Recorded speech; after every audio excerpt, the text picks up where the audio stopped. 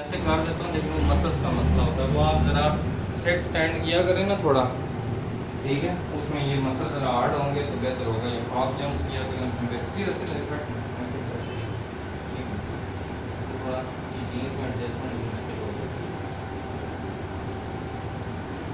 चलिए सीधा करें, काम जोर लगाएं, बस बेंड करें, सीधा करें, बेंड करें, ढीला छोड़ने का।